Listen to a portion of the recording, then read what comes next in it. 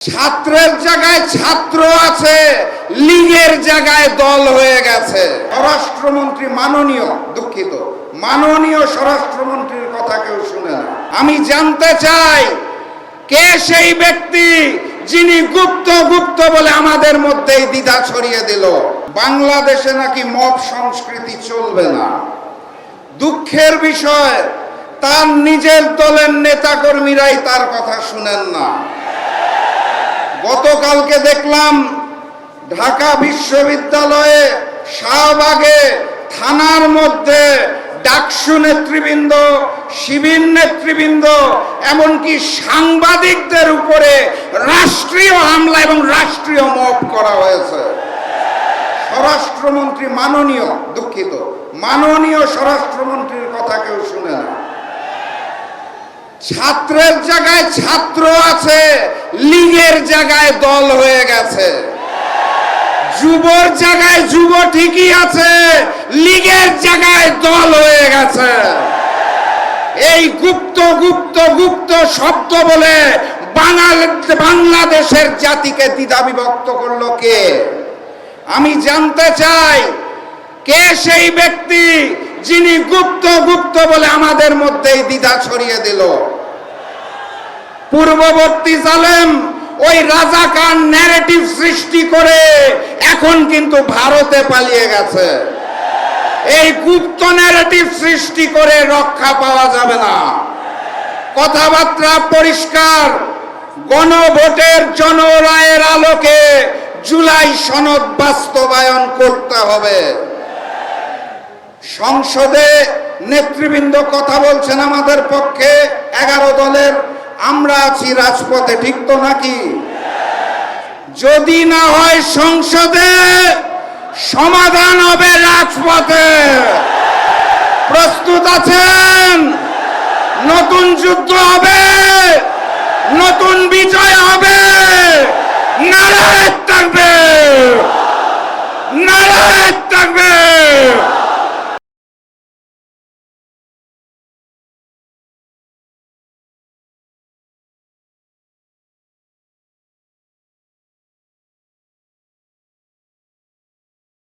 আল্লামা মামুনুল হককে তারা ভয় পায় বলেই পার্লামেন্টে ঢুকতে দেয় না।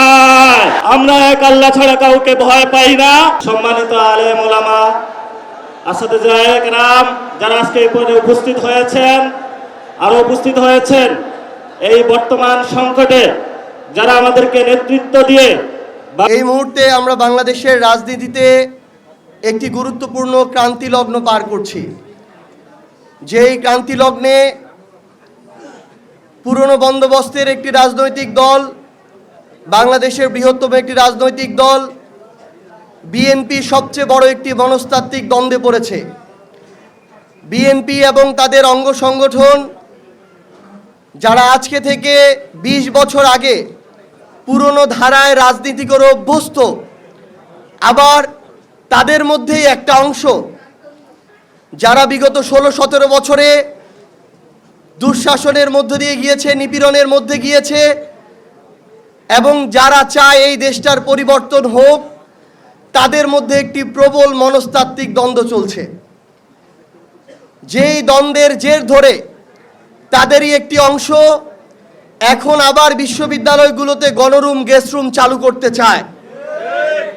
শিক্ষার্থীদেরকে জিম্মি করে তাদেরকে তাদের রাজনৈতিক নেতাদের দাস বানাতে চায়। আবার আরেকটি অংশ সংসদে দাঁড়িয়ে অ্যানি ভাইয়ের মতো নেতারা বলে যে বর্তমানে ক্যাম্পাসে যে অস্ত্রের ঝনঝনানি দেখা যাচ্ছে, এই রাজনীতি এই তরুণ প্রজন্ম আর গ্রহণ করবে না। আমরা তাদের মধ্যে দেখতে পাচ্ছি একটা বিশাল মনস্তাত্ত্বিক দ্বন্দ্ব। তারা তাদের জায়গা থেকে আমাদের বিদ্যুৎ মন্ত্রী, প্রতিমন্ত্রী নিজেদের আসনে যতটুকু বিদ্যুৎ দরকার ততটুকু তারা দিয়ে বাংলাদেশের বাকি 298টা আসনে 10 থেকে 16 ঘন্টা পর্যন্ত লোডশেডিং করাচ্ছে। আমরা তাদের মধ্যে এক মনস্তাত্ত্বিক দ্বন্দ্ব দেখছি। তারা শহরগুলোতে, যেখানে মানুষ অধিকার সচেতন, অধিক কথা বলবে, সোশ্যাল মিডিয়ায় লেখালেখি করবে, গণমাধ্যমে তাদের বার্তাগুলো পৌঁছে দিবে, সেই জায়গায় তারা বিদ্যুৎ দেওয়ার চেষ্টা করলো। গ্রামাঞ্চলে লক্ষ লক্ষ কোটি কোটি মানুষকে তারা বিদ্যুতের অনুপস্থিতিতে যে লোডশেডিংয়ের ভোগান্তি, সেই পরিস্থিতির মধ্য দিয়ে নিয়ে যাচ্ছে। গতকালকে সংসদে দাঁড়িয়ে আমরা দেখি বিএনপির এমপিরা দুর্ভাগ্যজনকভাবে এমন কথা বলে যে এতদিন শুধু গ্রামে লোডশেডিং হয়েছে, শহরে হয় নাই, এবার শহরেও লোডশেডিং হইতে হবে। এর মধ্য দিয়ে তারা বৈষম্য দূর করতে চায়। কিন্তু আমাদের দুঃখ হয়, আমাদের লজ্জা হয়, বিএনপি কেন শুধু লোডশেডিং এর কথা বলে, কেন লোডশেডিং বন্ধ করে বিদ্যুৎ নিশ্চিতের কথা তারা বলতে পারে না। আমরা আমাদের জায়গা দেখি, তারা বাংলাদেশের যারা ব্যবসায়ী রয়েছে তাদেরকে বলে সন্ধ্যা 6টা 7টার মধ্যে দোকান বন্ধ করতে হবে। আরে ভাই, আপনারা কিংবা আপনাদের পরিবারের মানুষেরা, আপনার সংশ্লিষ্ট অনেক মানুষ তো ব্যবসা করে, আপনি জিজ্ঞাসা করেন তাদের ব্যবসাটা তো শুরুই হয় বিকাল 5টার পর থেকে। তাহলে আপনি কোথায় মনোযোগ দিবেন যে কিভাবে বিদ্যুৎ উৎপাদন হবে, কিভাবে বাংলাদেশে বিভিন্ন ধরনের জ্বালানি থেকে শুরু করে কয়লা এগুলোর মজুদ বাড়বে, আপনার পররাষ্ট্রনীতি সফল হবে, সেটা না করে আপনি দোকান বন্ধের ব্যবস্থা করছেন। এই রাজনীতি বাংলাদেশে বেশি দিন টিকসই হবে না। তারা তাদের জায়গা থেকে নতজানু পররাষ্ট্রনীতি ধারণ করেছে। আমরা দেখলাম ইরানের মতো বন্ধু প্রতিম একটা দেশ হরমুজ প্রণালীতে বাংলাদেশের জাহাজ আটকে দিচ্ছে। এর চেয়ে লজ্জার আর কিছু হতে পারে না। সেই দেশের সর্বোচ্চ নেতাকে যারা খুন করলো, সেই দেশের সর্বোচ্চ নেতার পাশাপাশি আরো গুরুত্বপূর্ণ নেতৃবৃন্দকে যারা খুন করলো, যারা দিনে দুপুরে একটা সভ্যতাকে মিশিয়ে দিতে চাইলো, তাদের পক্ষে স্টেটমেন্ট দেওয়ার মতো নতজানু পররাষ্ট্রনীতি বাংলাদেশের জনগণ কোনোদিন প্রত্যাশা করে না।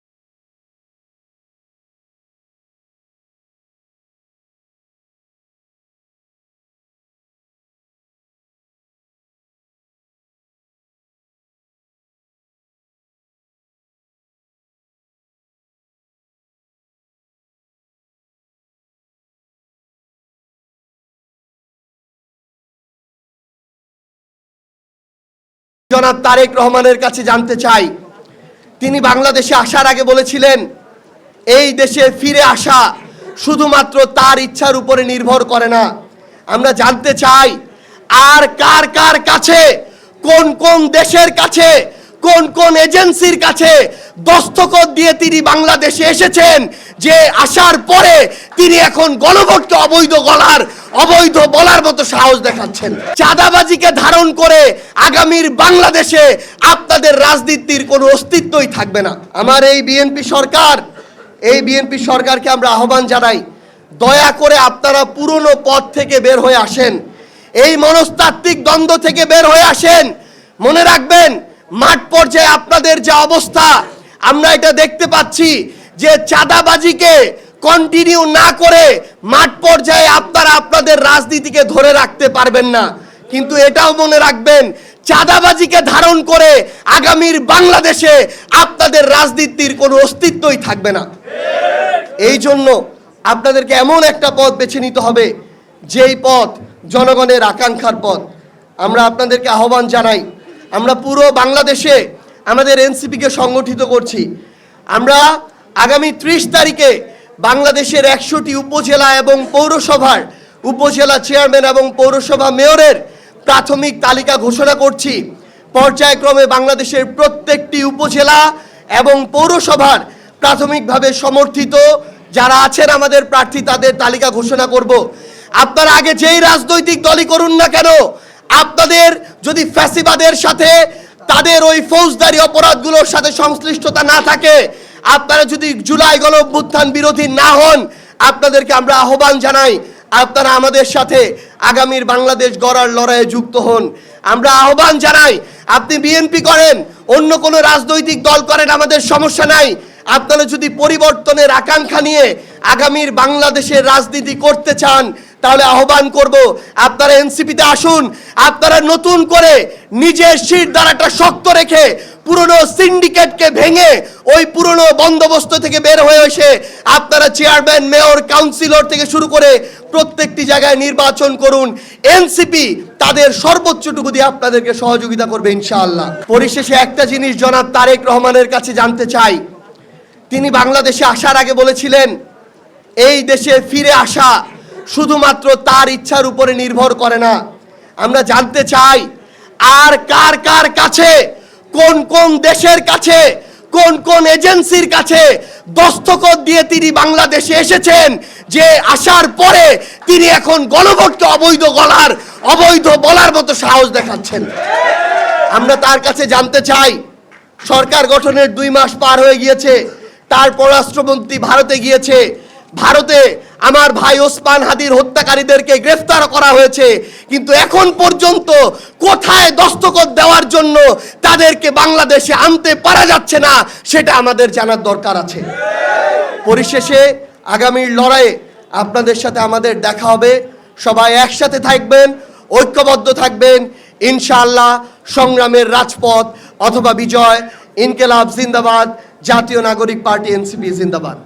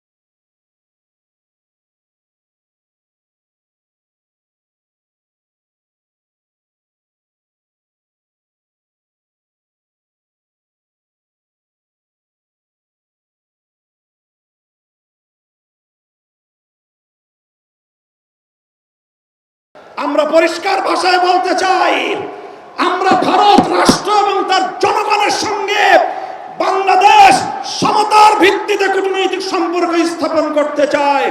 বাংলাদেশকে বিজেপির কোন দলীয় ফোরামে পরিণত করতে দেব না।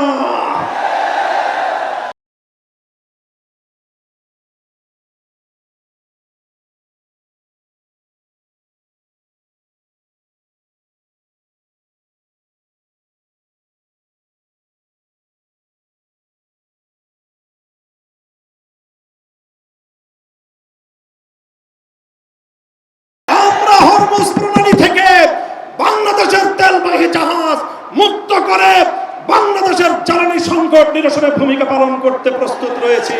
বাংলাদেশের বর্তমান সরকারের কূটনৈতিক ব্যর্থতার কারণে হরমুজ প্রণালীতে বাংলাদেশের তেলের জাহাজগুলো বারবার আটকে যাচ্ছে। বন্ধু প্রতিম দেশ ইরান বাংলাদেশের সঙ্গে বন্ধুত্বের হাত বাড়িয়ে দেয়, কিন্তু বাংলাদেশ চরমভাবে কূটনৈতিক ব্যর্থতার পরিচয় দিয়ে এখনো পর্যন্ত হরমুজ প্রণালী থেকে একটি জাহাজ মুক্ত করতে পারেনি। যদি আপনারা না পারেন, ব্যর্থতার দায় স্বীকার করে আমাদেরকে দায়িত্ব প্রদান করেন। আমরা হরমুজ প্রণালী থেকে বাংলাদেশের তেলবাহী জাহাজ মুক্ত করে বাংলাদেশের জ্বালানি সংকট নিরসনে ভূমিকা পালন করতে প্রস্তুত রয়েছে।